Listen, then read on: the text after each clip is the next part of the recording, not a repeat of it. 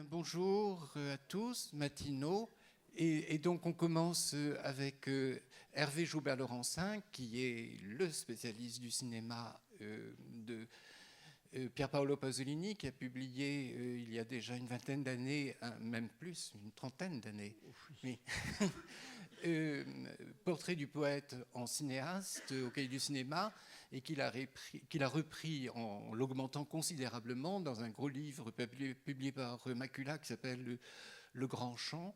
Et donc c'est bien au-delà du cinéma de Pasolini, mais sur sa personnalité, sa création esthétique et littéraire. Hervé Joubert-Laurencin est professeur des universités, émérite maintenant, et il a publié... Non, pas encore, mais ça va venir. Hein.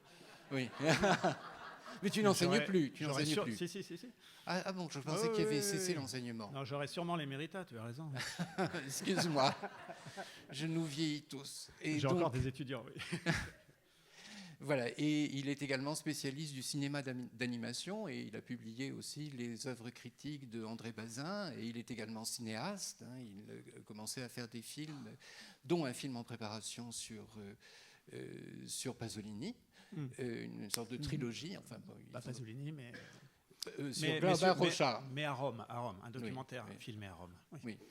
Et donc, voilà, il va parler d'un sujet qu'il connaît très bien, qui est donc l'esthétique, à la fois le rapport à la peinture. Oui, j'ai oublié de vous dire qu'il avait également traduit les écrits de Pasolini sur l'art, et les écrits sur le cinéma également, et sur la télévision. Hein, donc, toutes les différentes facettes d'un Pasolini que vous avez déjà découvert hier, mais enfin, vous allez continuer à le découvrir. Voilà, à toi. Merci René. Merci beaucoup. Oui, on doit se connaître depuis 40 ans avec René. On s'est retrouvés à différents endroits pour parler de Pasolini depuis très très longtemps. Merci beaucoup pour cette invitation. Je suis bien content d'être ici. Je commençais par un brassard de gréviste, hein, puisque c'est un peu comme les infirmiers qui mettent des brassards. Je me sens un peu délégué de service public, puisque si je suis ici, c'est grâce au service public. Et il faut faire grève pour le défendre, parce qu'on est dans une très très très très mauvaise posture.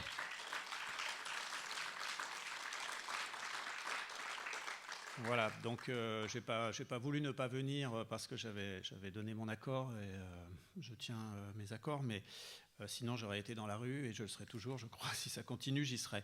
En tout cas, voilà, pour la réforme des retraites, pour le service public, pour toutes sortes de choses que sans doute vont s'accumuler dans les demandes. Mais voilà, je vais quand même commencer par Greta Garbo. Alors, juste un dessin tout d'abord, peut-être pour commencer par un étrange commencement, puisque le sujet c'est peinture et cinéma qui m'a été demandé par René. Et effectivement, il y a énormément de choses qui se sont dites, trouvées, écrites sur peinture et cinéma. J'y ai participé, mais bien d'autres l'ont fait. Beaucoup de livres ont eu lieu. Il y a 2 ans, pour le centenaire de la naissance de Pasolini, il y a eu beaucoup de manifestations et d'expositions, notamment à Rome. Il n'y en avait rien d'autre que 4. Enfin bon, voilà. Alors peut-être que je peux commencer par un étrange commencement quand il n'y a pas encore de peinture, pas encore de cinéma, pas encore d'histoire de l'art, pas encore de film à faire, pas de producteur, pas de scénario, pas d'équipe, pas de tournage, et je dirais même pas encore de film à voir, parce qu'on est trop jeune pour voir des films d'adultes. Juste une affiche, juste un dessin, juste le désir d'image, et par la même occasion, une occasion intime, primaire, le désir de sexe et le désir de mort, mêlés, résumés par le désir de dévoration anthropophagique et masochiste.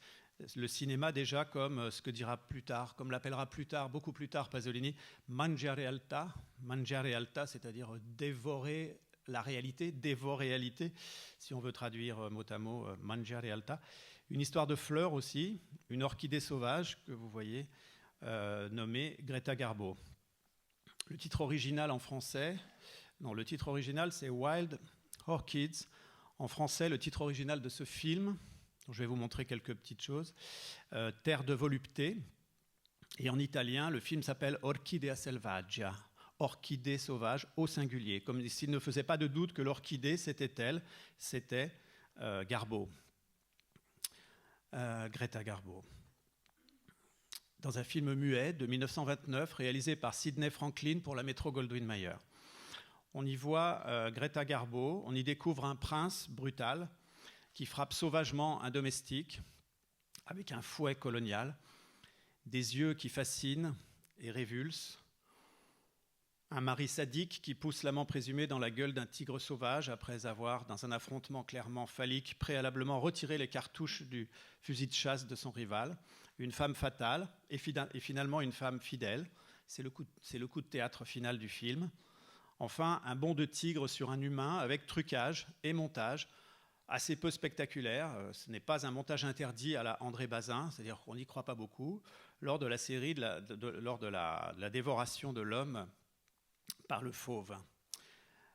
En fait, c'est l'affiche qui compte. C'est pour ça que je vous raconte cette histoire, bien avant que Pasolini soit même cinéaste, soit même adulte. L'affiche de 1929 de Terre de volupté correspond, selon toute probabilité, au souvenir d'enfance de Pier Paolo Pasolini. Celui dont il parle à la manière de Freud qui glosait sur, vous vous souvenez, un souvenir d'enfance de Léonard de Vinci, que Pasolini formule d'abord une première fois dans son journal intime, connu grâce à son cousin, que nous regrettons tous, René et moi et bien d'autres, Nico Naldini, sous le nom des Cahiers rouges, puis qu'il reprend de mémoire dans les 2 longs entretiens qu'il a accordés dans sa vie. C'est Roberto Chiesi, à la Cinémathèque de Bologne, qui a retrouvé l'affiche en 2022. Il faut seulement admettre que Pasolini se trompe de 2 ans dans son souvenir. Il n'avait donc pas 5 ans sans doute, mais 7 ans, le jour où il fut littéralement fasciné par l'affichette et ne put obtenir de ses parents de voir ce film dans lequel il espérait retrouver l'image d'un homme avalé par la gueule d'un tigre à la manière d'un python et un homme apparemment ravi d'être ainsi possédé.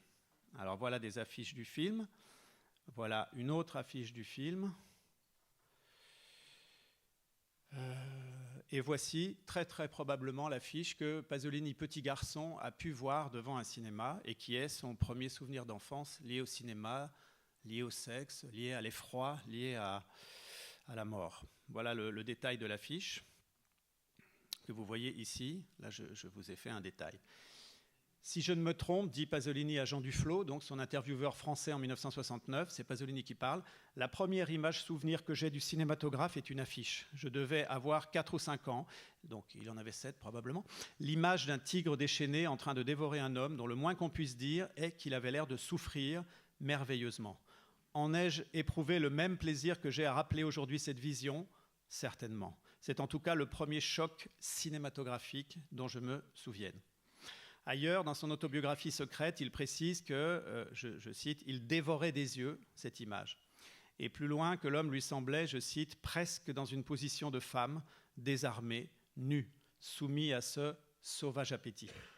Et de fait, c'est bien dans une position coïtale que se trouve le prince javanais sur l'affichette de la MGM, et pendant tout le film que peut-être Pasolini n'a jamais vu, mais dont il a rêvé avec précision. Le parallèle est évident entre la chasse et le viol, entre la dévoration du fauve et la prédation sexuelle intense que le prince, parfois presque à la Erich von Stroheim, fait subir à Garbo. Je vous donne 2 extraits.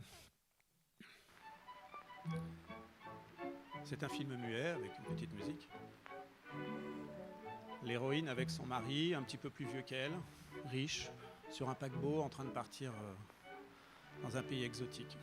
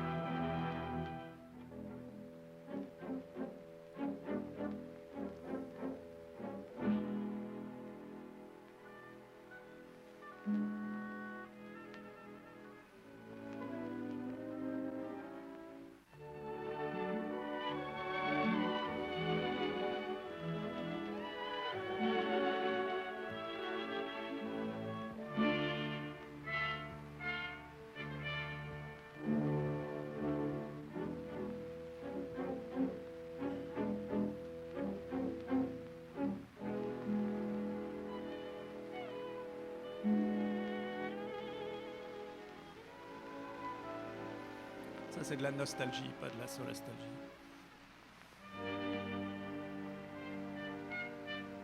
Elle voit partir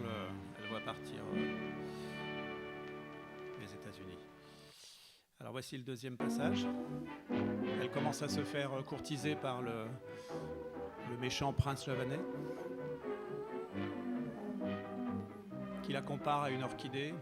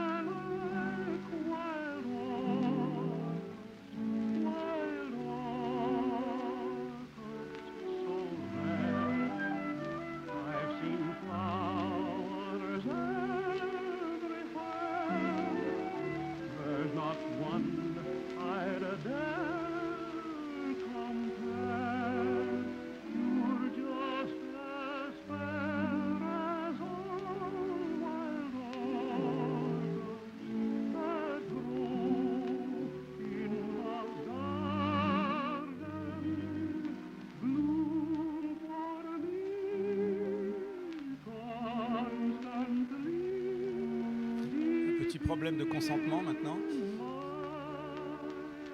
Et puis bientôt un quiproquo avec les hommes portant des fusils, privés de leurs fusils, qui va faire toute l'intrigue du film, puisque le prince va se retrouver avalé par le tigre à cause d'un fusil déchargé.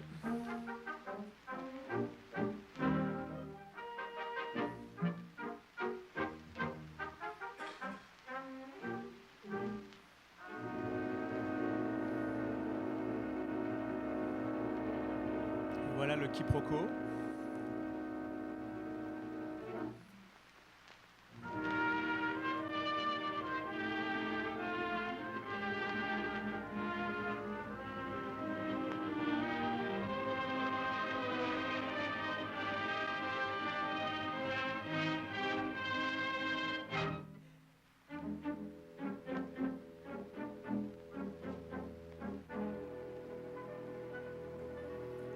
On a oublié mon équipement de chasse. Je suis furieux.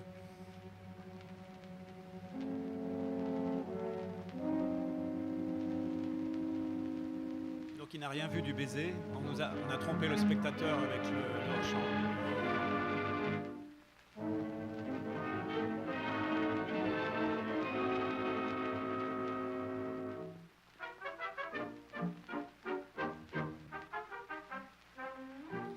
Pas de problème, j'ai des fusils pour vous. Ok.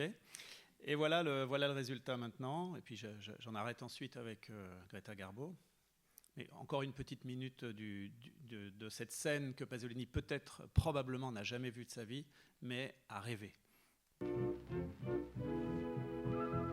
L'homme mangé par le tigre, qui est une vieille histoire en fait. C'est ce que les gens qui ont été enfants dans les années 20 ont pu ressentir. Cette fascination optique et anthropophagique de la vision des propres films muets.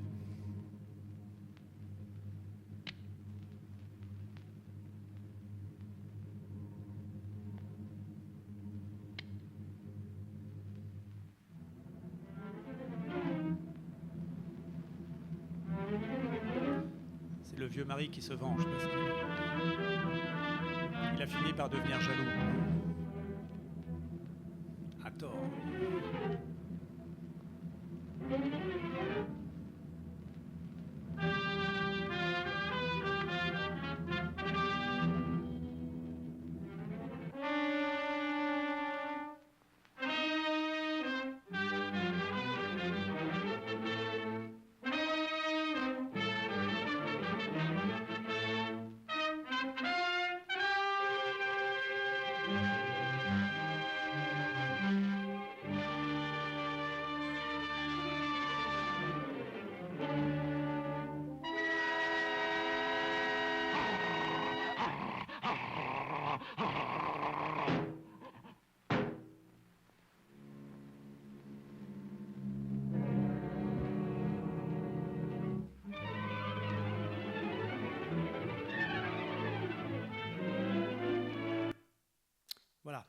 c'est pas le film qui compte ici, vous avez vu. Si l'intrigue est vénéneuse, machiste, colonialiste à souhait, si plusieurs séquences jouent avec la cruauté et sont d'une réelle efficacité dramatique, la séquence de l'attaque du tigre, elle, qui bouleverse Pasolini par dessins interposés, reste obscur et plutôt bâclé.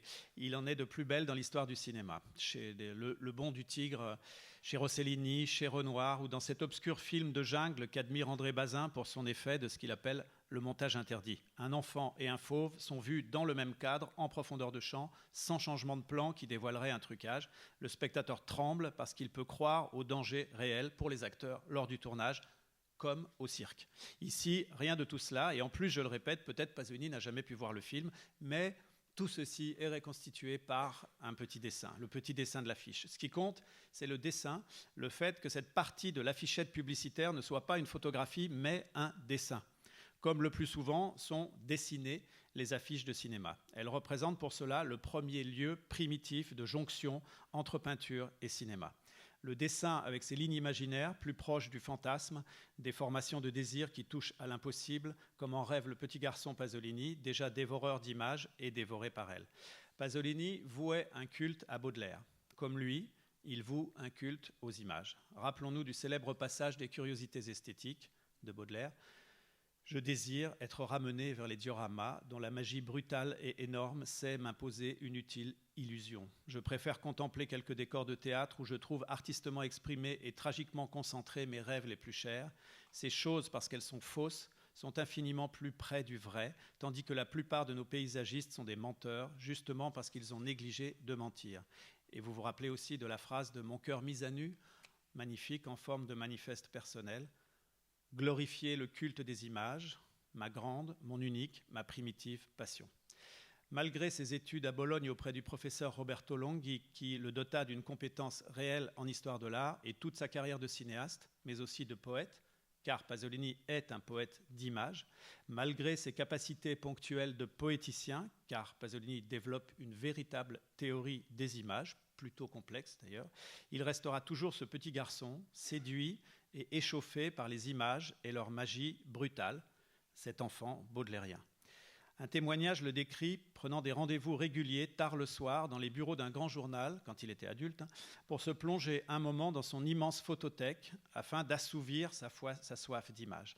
La Rabbia, son film de montage, La Rage, sorti en 1963, relève de la même passion pour l'image au kilomètre. L'image noircie, contrastée, l'image d'actualité dont c'est moins la qualité esthétique qui compte que sa capacité à, comme dirait Jean-Luc Godard, imprimer une expression ou exprimer une impression. Ainsi, pour son premier film A Cattone, Pasolini emmena Tonino Dellicoli, son chef opérateur, voir Les Feux de la Rampe de Chaplin et La Jeanne d'Arc de Dreyer. Je cite Tonino Dellicoli. Il ne parvenait pas à m'expliquer ce qu'il voulait. Alors j'ai pris un hebdomadaire, Lo Specchio, avec ses photographies d'actualité granuleuses, et je lui ai demandé s'il voulait ce genre de photographie, un peu granuleux.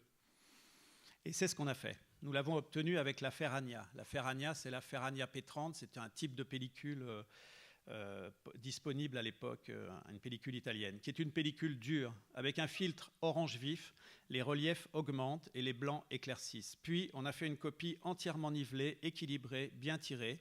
De cette copie positive, on a tiré le négatif. Donc, pratiquement, les copies ont été faites sur Ferragna avec les procédés pour durcir l'image.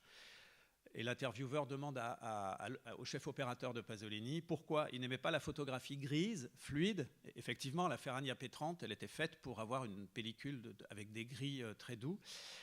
Mais il était un peu violent dans tout ce qu'il faisait. Non, photographiquement, le film devait refléter son monde. Voilà, fin de citation. Les relations chez Pasolini de la peinture et du cinéma sont bien documentées aujourd'hui, bien connues, nombreuses, variées. Elles font l'objet de livres, d'albums, d'expositions. À l'occasion du centenaire de la naissance de Pasolini en 2022, on a pu voir pour la première fois, je crois, une exposition complète de l'œuvre peinte et dessinée de Pasolini à la Galleria d'Arte Moderna, Via Crispi à Rome, qu'on aime ou pas, qu'on aime tout ou partie de l'œuvre graphique de Pasolini, se révélait un ensemble bien réel et cernable en tant que tel. Cela rappelait que Pasolini a hésité dans sa jeunesse entre la carrière de peintre et celle de poète. Après une longue interruption, entre autres due au travail du cinéma qui lui permettait d'assouvir son besoin d'image, Pasolini s'est remis à peindre à la fin des années 60 à l'occasion d'événements intimes, D'abord, la mort de son maître en histoire de l'art, Roberto Longhi, responsable de sa fulguration figurative, comme il disait dans une de ses œuvres. Et donc en 1970, Roberto Longhi est mort en 1970. Et donc il se met comme vous voyez, à dessiner à partir de la couverture des œuvres complètes de Roberto Longhi, et il en tire toutes sortes de dessins, et c'est le moment où il se remet au dessin. Et la rencontre, la deuxième chose intime, c'est la rencontre avec Maria Callas. Par exemple, ici, en train de dessiner le visage de Maria Callas dans l'île de Scorpios en maillot de bain. Là aussi. Voilà l'un des résultats.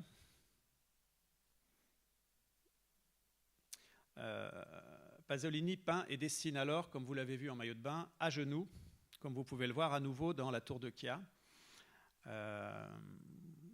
soit au soleil, soit dans sa tour de peintre aussi, de peinture, où il disait vouloir faire de la musique et de la peinture à la fin de sa vie. À côté de cette pratique instinctive pour une peinture qu'on appellerait aujourd'hui écologique, tant le jeune peintre Pasolini travaillait la matière, le vin, l'huile, les reliefs du repas, les fleurs écrasées, ajoutées aux traits ou faisant trait, une peinture, dit-il lui-même, c'est peut-être un peu visible ici, dialectale, je cite, dialectale, matière de tabernacle. C'est ce qu'il dit pour la résumer. À cette peinture instinctive, instinctive et complexe, vient s'ajouter une autre expérience fondamentale, les cours de Roberto Longhi à l'université de Bologne pendant le fascisme, alors que Pasolini n'a pas encore 20 ans. Ces cours lui apportèrent, a-t-il écrit plus tard, une ouverture sur le monde, alors qu'il vivait dans un univers rétréci, et façonnèrent pour toujours son goût pour la peinture ancienne, à travers le regard hyper érudit, attributionniste du connaisseur, soutenu par une qualité d'écriture qui fait de Longhi un des grands écrivains italiens à travers sa prose critique et scientifique même. Le jeune Pasolini assiste entre autres au cours sur Masolino comparé à Masaccio en 1941, dont Longhi a tiré un célèbre ouvrage. Longhi était un philologue du détail. Il faisait passer ses examens, nous a raconté un jour en Sicile à René et à moi le grand érudit Silvano Nigro, en sortant de sa poche des sortes de confettis qui n'étaient autres que des reproductions de petits détails de tableaux ou de fresques dont l'étudiant convoqué à l'oral devait reconnaître la provenance. Mais aussi un comparatiste. Donc il était attributionniste, connaisseur, mais aussi comparatiste. Sa méthode était moderne et nouvelle en cette fin des années 30. Il projetait des diapositives. C'était nouveau. Et les commentait. Mais si l'on entre dans le détail concret, il est fondamental de relever que d'une part, il utilisait un double projecteur afin de discuter deux images, l'une par l'autre, et non une, ce qui fait dire à Pasolini dans sa nécrologie de Longhi, non publiée mais que j'avais traduite autrefois, qu'il a écrite en 1970, que ses cours étaient comme le film de la peinture ancienne. Et d'autre part, ces images étaient, évidemment, technique oblige, en noir et blanc, ce qui change pas mal de choses et explique très bien l'esthétique des premiers films de Pasolini. Là, nous abordons quelque chose de beaucoup plus évident et frappant, l'influence de la culture visuelle de Pasolini, forgée par une histoire de l'art de haut niveau sur son cinéma. Il écrivit un premier mémoire de maîtrise pour Longhi sur la peinture contemporaine avant d'en perdre le manuscrit pendant la guerre et d'en soutenir un autre en littérature. Il y a peu de relation entre la pratique de la peinture et du dessin de Pasolini et ses films, à mon avis, hormis lorsqu'il use de sa capacité à dessiner, bien sûr, pour préparer ses découpages. Il l'a fait au moins 3 fois. Pour Acatone, pour Mama Roma, notamment dans des archives que j'ai retrouvées dans la Cinémathèque française qui ont dû être récupérées par Henri Langlois dans les années 60 auprès de Pasolini, et pour La Terra Vista dalla Luna, où il a dessiné au feutre une sorte de bande dessinée pour préparer son court-métrage La Terre vue de la Lune. Tandis que son regard d'historien de l'art rejaillit de diverses manières sur ses choix de cadrage, d'éclairage, de photographie et d'étalonnage, en couleur ou en noir et blanc, mais aussi de casting au fond. Il est aisé par exemple de repérer des choix caravagesques de garçons et de postures, et plus intéressant encore de lire sa page magnifique sur la lumière du Caravage que j'ai traduite autrefois, que j'ai publiée dans la revue Trafic. Je commencerai donc par la lecture des plus beaux passages de ce texte qui donne aussi, qui donne aussi une idée de la façon dont Pasolini intervient à la fois en artiste, en poète, en théoricien et surtout en écrivain qui fait rêver à partir d'objets tout à la fois abstraits et concrets. Puis ensuite, je tenterai de suivre quelques lignes propres à Pasolini pour éviter de vous montrer seulement une litanie de vaines projections doubles, tant la mise en parallèle sur un mur, sur un écran de conférencier ou sur une double page de catalogue d'un tableau de maître d'un côté et d'un photogramme de cinéma de l'autre est à la fois spectaculaire et presque immédiatement convaincante, mais malheureusement souvent beaucoup trop convaincant et donc trompeur. Cette manie du parallélisme a commencé pour le meilleur et pour le pire à se populariser en France il y a 20 ans environ avec l'exposition Renoir, entendez père peintre et fils cinéaste de la Cinémathèque française lorsqu'elle s'est installée dans ses nouveaux locaux de Bercy en 2005. Là et partout ailleurs ensuite, l'arrivée des écrans numériques plats à cristaux liquides ont permis d'exposer comme des simèses des photogrammes ou des séquences de films côte à côte avec des tableaux.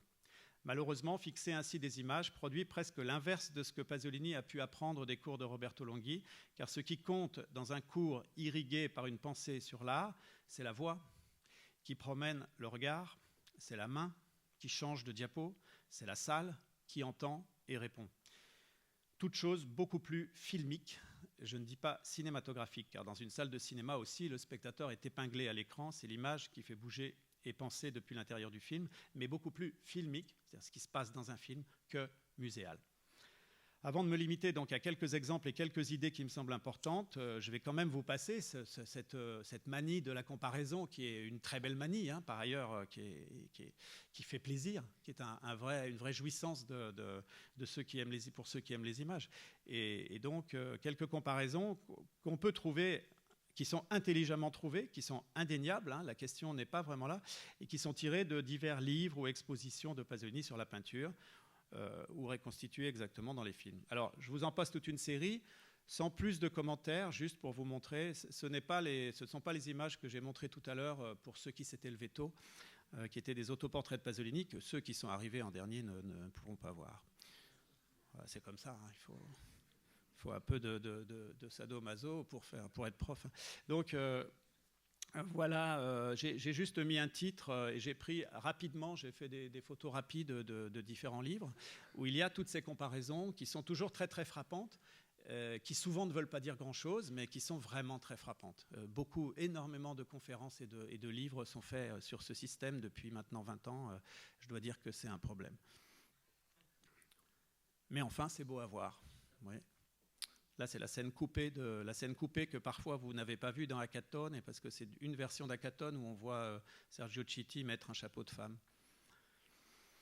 Morandi, bien sûr, les bouteilles. Donc, il y a des bouteilles dans Acatone, et Morandi, c'est Bologne. Donc, c'est proche de Pasolini. Masaccio, pourquoi pas? Ça, c'est intéressant. Caravage, c'est évident. Bah, tout est évident. Hein. Bon, Maroma, on montre souvent un autre. Ici, le catalogue a choisi Romanino, ce qui est quand même assez intelligent parce que Romanino, on possède un texte de Pasolini sur Romanino. Mantegna et Maroma, donc je ne détaille pas parce que c'est compliqué, puisque Pasolini dit ils n'ont rien compris, ces critiques qui disent que c'est le Christ mort de Mantegna, on dirait qu'ils n'en ont vu qu'un, en fait c'est plus compliqué, etc. Bon, en même temps, je crois qu'il a joué quand même avec Mantegna. Rouault pour l'Évangile, pourquoi pas. Le Greco, plus souvent cité, à cause de ce visage espagnol de l'étudiant espagnol militant marxiste-léniniste pur et dur qu'il a trouvé, qui est venu voir Pasolini pour lui demander de l'aider à lutter contre Franco, et Pasolini lui a dit vous êtes le Christ. Et là, le type a voulu partir en disant non, je n'ai pas le temps, je dois faire la révolution. Et ils ont réussi à le convaincre, et c'est comme ça qu'il est devenu le Christ de Pasolini.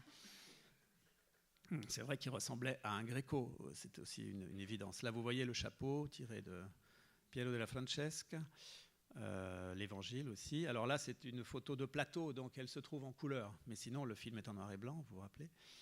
Alors ça, c'est très important, c'est Niccolò dell'Arca. C'est très évident, c'est un groupe de 7 figures en terre cuite qui se trouve dans une petite chapelle de Bologne. Je vous conseille d'aller les voir, c'est vraiment, voilà, ça ressemble à ça. Et c'est évident que la mère de Pasolini que vous voyez ici, comme la mère du Christ au pied de la croix, ressemble beaucoup à plusieurs des figures de ce Compianto sil Cristo morto. Le Greco à nouveau. Giotto, bien sûr, Toto et Giotto. Grosz, oui, Grosz est une référence assez systématique dans le théâtre de Pasolini notamment. Et ici, on a cette scène coupée de Porcherie avec cette tête de cochon et puis une tête de cochon à droite chez Grosz. Bellini, c'est beaucoup plus original avec les montagnes et Pierre Clémenti dans Porcherie. Évidemment, quand Pierre Clémenti est à moitié dénudé, tout d'un coup, ça paraît évident que c'est ce Christ ou un autre Christ qui sort du tombeau pour la résurrection. Alors Velázquez, ça c'est toute une histoire parce que Pasolini ressemble à Vulcain, dans la Forge de Vulcain de Velázquez, lorsqu'il s'habille en Giotto pour jouer dans son propre film Le Décaméron. Bon, Bala, pourquoi pas, Salo avec des petites jumelles, vous voyez, dans un tableau de Bala qui est cité aussi. Voilà. Bon, il y en a d'autres. Le cadre de Mamma Roma, le cadre de la fenêtre et le fameux David. Caravage et Canterbury, Spadarino, les mille et une notte, Romanino, les mille et una notte. Enfin, ça peut continuer longtemps. Hein. Campi, la ricotta, c'est vrai que voilà. Et même la mouche. La musca depicta, hein, la mouche qui prouve que l'on est très fort dans le réalisme et qu'on trompe le spectateur, hein, avec une vieille histoire venant de l'Antiquité reprise à la Renaissance. Et ici qu'on trouve, comme vous le voyez, ici, là, la mouche qui se trouve à l'intérieur de certaines copies du générique de début de la ricotta. Bon, ok. Voilà, je ne me moque pas, hein. Tout ça est fort intéressant, il y a beaucoup de choses à dire à chaque fois, je peux pas, à chaque fois je pourrais faire une conférence d'1 heure sur chaque, mais bon, c'est pas le but. Je voulais vous montrer que ça existe, il y a énormément de choses qui se sont écrites sur peinture et cinéma, donc revenons à Pasolini. Alors d'abord, je vous le disais, une lecture un peu de son texte magnifique sur le Caravage. Le Caravage, c'est Pasolini qui parle. Le Caravage a inventé, premièrement, un nouveau monde, des types nouveaux de personnes au sens social et au sens des caractères, des types nouveaux d'objets, des types nouveaux de paysages. Deuxièmement, il a inventé une nouvelle lumière. À la lumière universelle de la Renaissance platonicienne, il a substitué une lumière quotidienne et dramatique. La troisième chose, c'est celle que je trouve le plus originale et intéressante, la troisième chose qu'a inventé le Caravage est un écran, lui aussi lumineux, mais d'une luminosité artificielle qui appartient seulement à la peinture et non à la réalité, qui sépare aussi bien lui, l'auteur, que nous, les spectateurs, de ces personnages, de ces natures mortes, de ces paysages. Cet écran qui transpose les choses peintes par le Caravage dans un univers séparé, en un certain sens mort, du moins respectivement à la vie et au réalisme avec lesquels ces choses avaient été perçues et peintes, a été expliqué de façon stupéfiante par Roberto Longhi, par l'hypothèse que le Caravage peignait en regardant ces figures reflétées dans un miroir. Ce qui m'enthousiasme est la troisième invention du Caravage, à savoir cet écran lumineux qui fait de ces figures des figures séparées, artificielles, comme reflétées dans un miroir cosmique. Bon, j'y réfléchis encore, hein. On peut y réfléchir longtemps, comme reflétées dans un miroir cosmique. Bon, c'est quand même assez magnifique.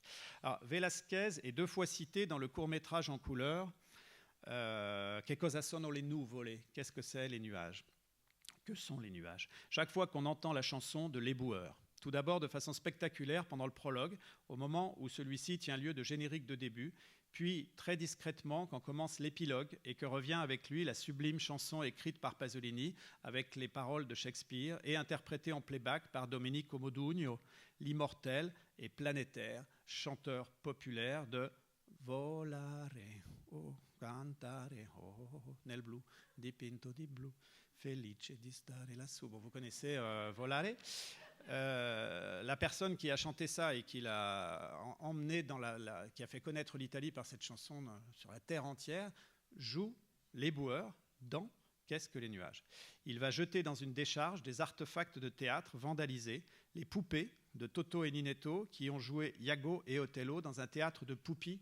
Les Pupi sont des marionnettes sicilienne à tige, de la hauteur d'un enfant, et dont l'exposition finale aux ordures cuisant sous le soleil et ses nuages les révèle enfin totalement humains, puisqu'ils découvrent ce que c'est que la mort, en même temps que le monde de la réalité, puisqu'ils sont sortis du théâtre. Alors, le générique... Ah, j'ai même mis un petit extrait. Voici l'extrait. E questo che è? Il che canta. Un morceau du prologue. Il Montezzaro. E che fa? È uno che viene e se ne va. Sì, viene. Prendi i morti e se ne va. Tutto il mio folle amore lo soffia il cielo, lo soffia il cielo, così.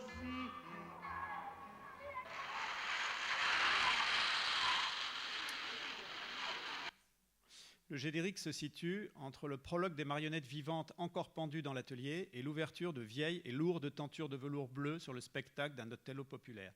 Divers tableaux du plus grand des baroques espagnols sont à terre ou debout, mais à moitié déchirés, battus par le vent, vous les avez vus. On a collé sur eux des bandeaux d'annonces de spectacles, comme sur des affiches de cinéma. Il s'agit du titre de film de Pasolini de cette époque. À terre, celui qui a déjà été réalisé, La Terre vue de la Lune. Debout, les films futurs. Mandoline, titre possible pour une série en couleur avec le couple Toto et Ninetto, mais qui s'est arrêté avec la mort de Toto, dont les synopsis existent dans les archives de Pasolini. Puis Les aventures du roi mage errant, jamais réalisé, mais modifié sous le titre Porno Théo Colossal. Vous pouvez acheter le scénario que j'ai traduit, qui se trouve, j'ai vu à la librairie. Et le dernier, qui est le titre du film lui-même, Che cosa sono le nuvole. Saccage en majesté le bas d'une reproduction des Ménines. On ne saurait mieux illustrer ce que le cinéma et Pasolini fait à la peinture, à l'art et à la haute culture en général. Il s'agit d'une citation, elle est brève et massive, elle est une véritable mise à sac de la référence bien connue et elle est réoratisée par le bas.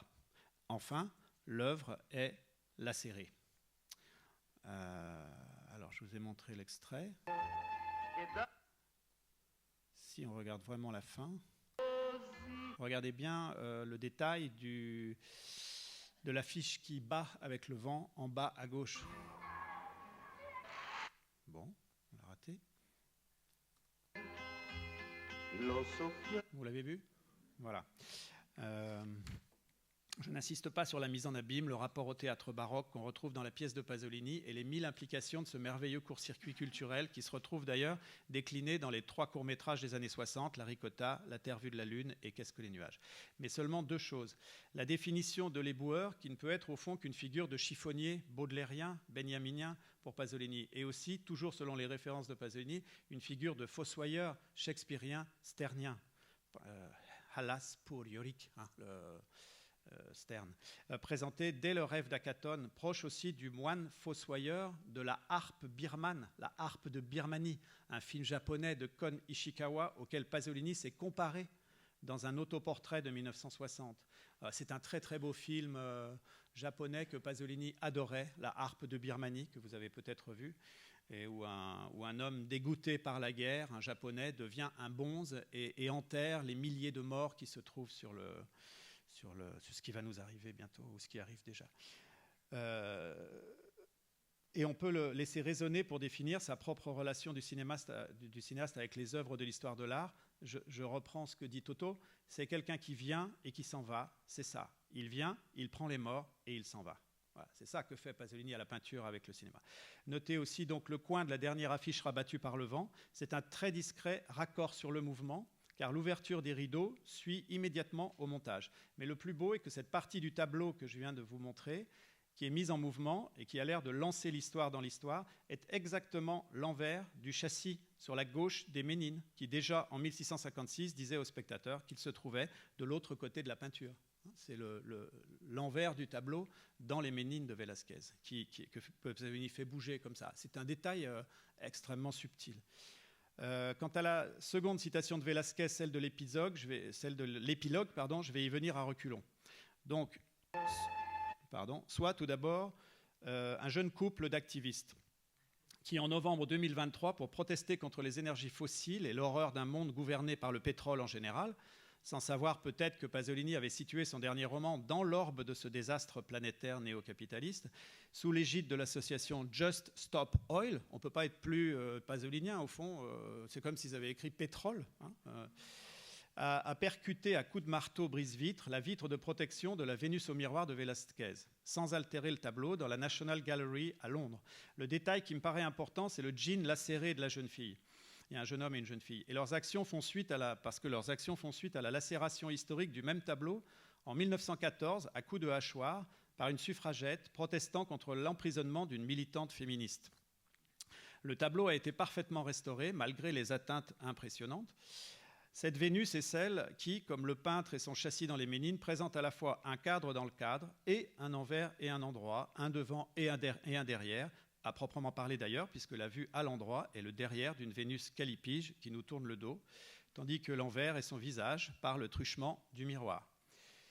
Dans le film de Pasolini, le visage de face revient avec Modugno, que je vous ai chanté à l'instant, l'éboueur chanteur, vu en gros plan dans son camion, avec ses petites moustaches que j'adore, avec derrière sa tête une reproduction du tableau, accrochée là comme une pin-up de calendrier, grivois de routier. Vous la reconnaissez derrière lui? Certes, le potentiel de réflexivité et même la courbe des reins de la beauté nue qui ressemble au terrain où une minute plus tard l'éboueur jette ses déchets, l'instant suivant, ont leur importance. Mais c'est le fantôme des lacérations qui compte le plus pour moi aujourd'hui, à mon sens, car il actualise la forme même des citations culturelles dans le cinéma de Pasolini. J'ai appelé ça autrefois la citation à disparaître. Je passe un petit peu, mais l'idée, c'est que Pasolini sacralise et saccage à la fois la culture savante qu'il avait parfaitement intériorisée, et tout ça a été très bien décrit par Michele Edimonte dans le texte d'ouverture du catalogue de l'exposition de Rome au Palazzo Barberini. Voilà, c'était quelques mots sur la mise à sac de la peinture. Cette expression m'a encore fait penser à l'autoportrait dédoublé du film Le Décaméron. Le premier narrateur interne du film est joué par Franco Citti, pédéraste et assassin, exécuteur des basses œuvres des banquiers et des prélats, finalement confessé et canonisé pour ses péchés par un moine naïf joué par Giuseppe Zigaina, un peintre. Confrère du jeune peintre Pasolini durant leur jeunesse friulane et resté un ami de Pasolini. Commence alors la deuxième partie du film, lors de laquelle le nouveau narrateur interne, sorte d'avatar du premier, qui serait né un jour de pluie, c'est Pasolini lui-même, incarnant personne d'autre que Giotto, que vous avez vu très brièvement tout à l'heure, avec son tablier de cuir, un peintre donc, et même le peintre pour Dante, celui qui, comme dit Dante, celui qui a le cri. Giotto, c'est celui qui a le cri. Introduit par le récit de Boccace, accoutré comme le dernier des paysans, sous la forme extérieure d'une parfaite humilité, donc, il a pu ainsi glisser vers le corps de Pasolini, à la fois athlétique et en gloire à la fin du film, la gloire de Giotto, et attifé comme le dernier de ses figurants édentés au début. C'est l'humilité de Giotto, racontée par Boccace. Mais surtout, la mise à sac est proprement une mise en sac, puisque le premier geste du film est un abominable crime nocturne pénétré par Ciappelletto, joué par Franco Citti, le premier narrateur donc, qui assomme un corps qui gémit dans un grand sac, le porte sur son dos et le jette d'une falaise. C'est l'ouverture du film. Depuis le même lieu du crime, le lieu de la mise à sac de l'autre, débutent peu après les peintures animées et vivantes du film. Bien entendu et bien attendu, le tiroir peinture et cinéma chez Pasolini se doit de produire une description de la ricotta, ce court-métrage de 1963 qui mélange la couleur de peinture maniériste reconstituée en tableau vivant et le noir et blanc réaliste d'un tournage de film à Rome.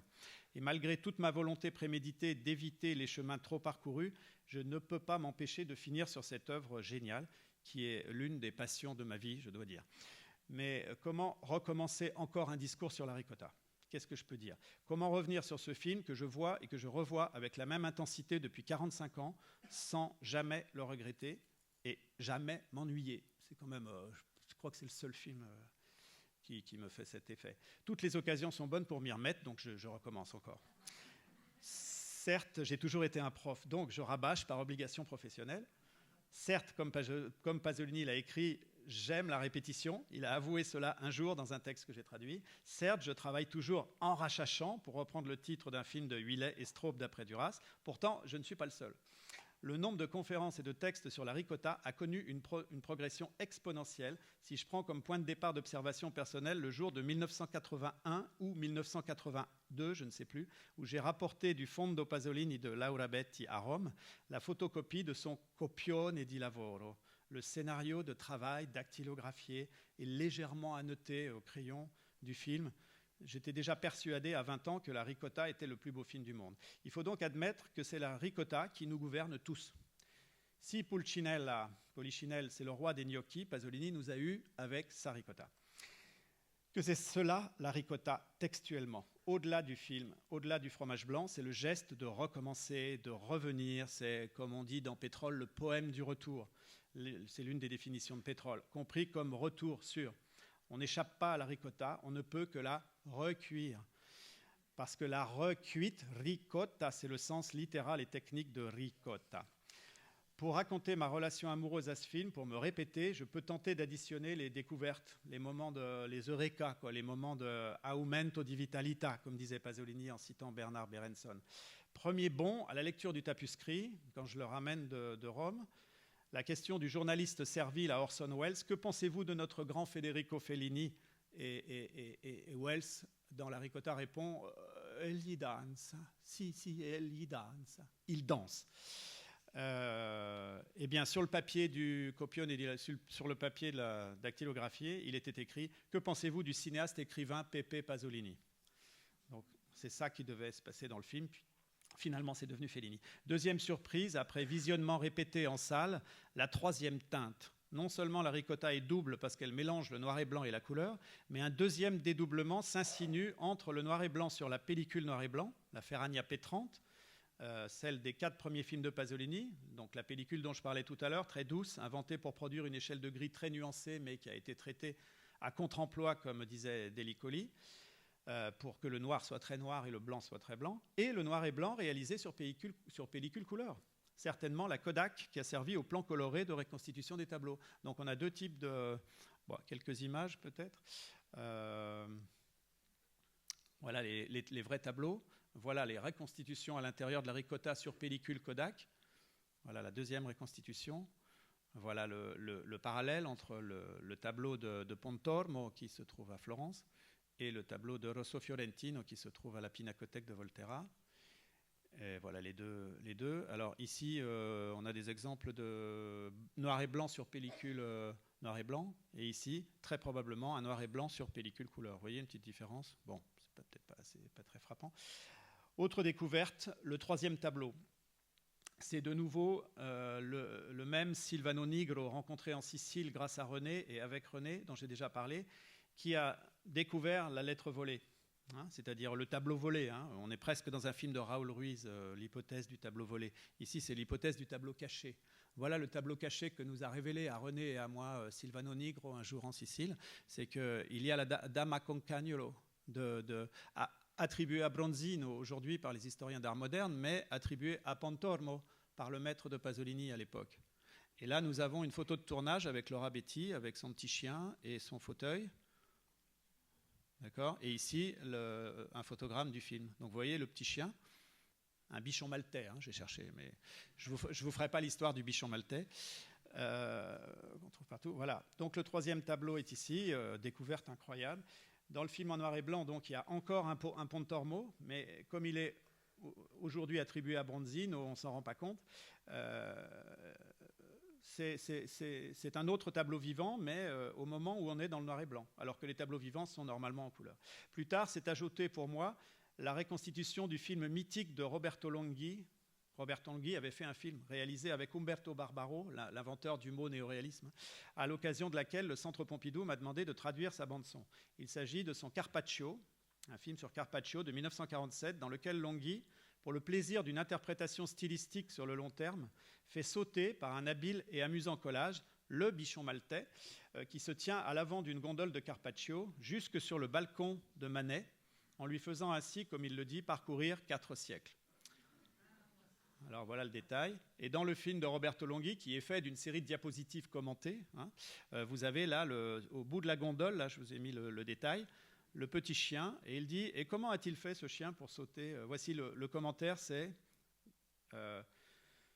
ce petit chien de Carpaccio que même un Manet aurait pu accueillir, comme vous le voyez, sans modifier une seule touche sur son fameux balcon venu 400 ans plus tard.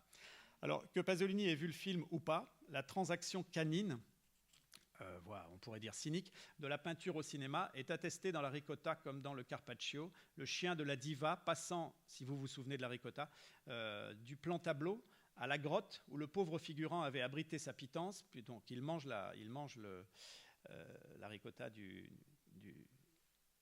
pauvre homme, non, pas la ricotta, le panier repas du pauvre Strachey, puis dans les mains du journaliste de passage, vendu pour quelques lire, qui lui permettent l'achat de la ricotta dont Strachey va mourir. Donc en fait, le chien a une grande importance et il part de ce tableau attribué à Pontormo pour aller sur les genoux de Laura Betti, pour sortir des genoux, pour manger le panier repas, pour ensuite être vendu, etc. Donc le chien a une importance fondamentale dans tout le film. Scruter le journal de bord de Pontormo constitue une autre révélation. Il y écrit très précisément aux dates des 10 et 15 mai 1555, après avoir trop mangé, et surtout de la ricotta, dit-il, tandis que son journal s'ouvre par un conseil de prudence, je cite, « Le superflu de nourriture peut en quelques jours te tuer ou te faire du mal. Il faut donc être prudent. » On a le droit, je crois, d'y voir le résumé de l'intrigue de la ricotta, ce film devant lequel nos yeux sont pleins de Pontormo. Puisque le journal de Pontormo avait été édité quelques années avant la ricotta en 1956 à l'occasion des 400 ans de la mort de Pontormo. Enfin, la dernière occasion d'émerveillement fut de voir à Bologne en 2022 la version avant censure de la ricotta, retrouvée dans une douane espagnole et restaurée par la Cineteca Nazionale de Rome. Non pas que nous ne connaissions pas par cœur, Roberto Chiesi et moi, les paroles ou le contenu des plans coupés par les censeurs, mais nous les connaissions sur le papier.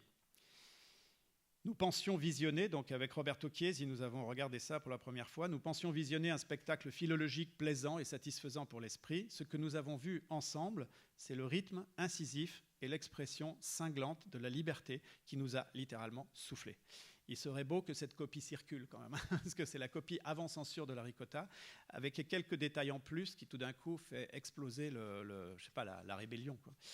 À bien vérifier l'étymologie incertaine, pour en terminer, du mot biscuit en français, parce que j'avais intitulé ma conférence « La peinture biscuite », je ne m'en suis pas expliqué, qui m'a servi d'équivalent alimentaire à l'italien ricotta, hein, recuite, biscuite.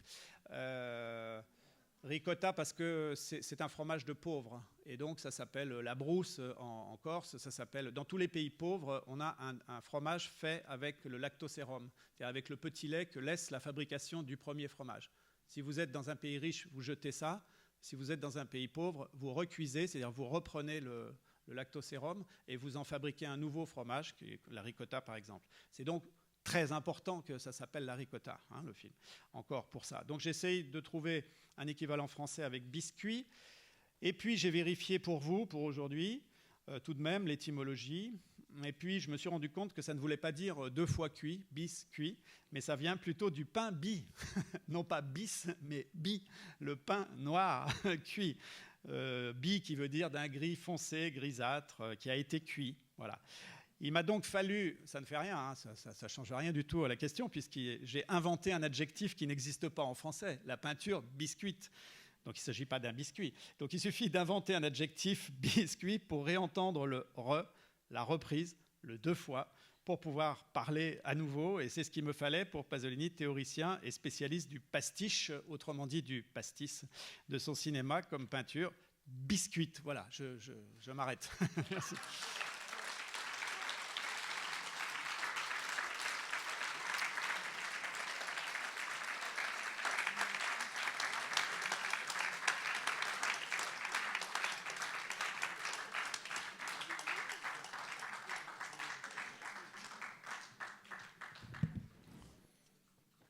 Merci beaucoup, Hervé, de cette conférence plus que brillante, qui éclaire énormément de choses. Alors moi, je suis horriblement vexé par Garbo, parce que j'ai écrit la biographie de Garbo et je ne savais pas ce détail de ce film. C'est récent. Alors que j'ai cherché pendant des années quelle était l'affiche à laquelle faisait allusion Pasolini, et persuadé naïvement que c'était un film tiré de Salgari. Hein, qui est oui, moi aussi. On pensait tous ça et je ne pensais pas à Garbo. Oui, Salgari, moi j'ai lu tout Les Due Tigri de Salgari pour me dire ça doit venir de là. Voilà, et j'ai vu, il y a en effet, non, il y a des affiches, mais qui ne correspondent pas à la description exacte qu'en fait Pasolini. Alors tu auras l'occasion, de toute façon, de reparler de la ricotta, puisqu'on va le projeter cet après-midi, hein, au cours de nos rencontres. Et voilà, enfin, en tous les cas, bon, il y a peu de choses à dire. Moi, ce que je propose, c'est que peut-être nous enchaînions et que tu participes à la conversation sur l'art à la fin de la matinée, hein, puisque on va reparler de l'art avec Ernest Pignon-Ernest, avec Chantal V, et on sera amené à réaborder ces questions. Pour la Licota, de toute façon, tu parleras aussi du drame que ça a été dans la vie de Pasolini, hein, puisque la censure a été catastrophique. Les procès. Les procès qui ont été enchaînés autour de ce film et les malentendus qui sont nés. J'ajoute, parce que je pense à mes éditeurs, il faut faire vivre les éditeurs. Je pense que Le Grand Chant n'est pas ici, je sais pas, il n'est pas arrivé à la librairie, mais vous pouvez le commander, m'a dit la libraire. Mais Le Grand Chant n'est pas disponible ici. Hein, voilà. C'est-à-dire le dernier livre que j'ai sorti. Hein. Et j'en profite aussi pour dire qu'à la librairie, il y a le catalogue de la rétrospective Pasolini que nous avions faite il y a 25 ans avec Hervé.